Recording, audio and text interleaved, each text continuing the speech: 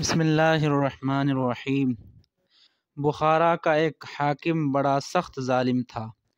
ایک دن وہ اپنی سواری پر چلا جا رہا تھا۔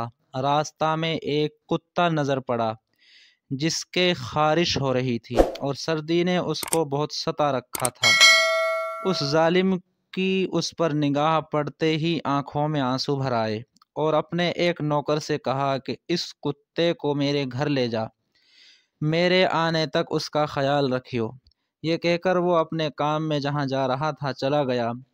جب واپس آیا تو اس کتے کو منگایا اور گھر کے ایک کونا میں اس کو بندھوا دیا۔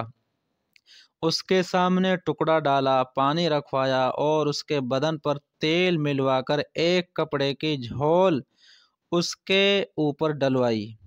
اس کے قریب آگ رکھوائی تاکہ اس کی گرمی سے اس پر سے سردی کا اثر زائل ہو جائے۔ اور اس قصہ کو 2 ہی دن گزرے تھے کہ اس ظالم کا انتقال ہو گیا۔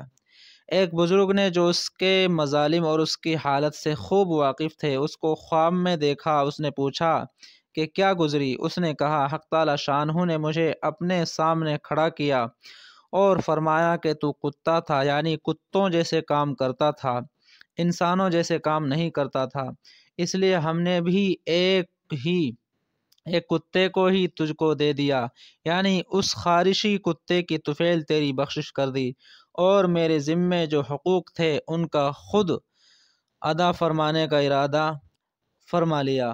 حق تعالی شانہ کی ذات بڑی کریم ہے، وہ سارے کریموں کا مالک ہے، بادشاہ ہے، اس کے کرم تک کوئی کہاں پہنچ سکتا ہے؟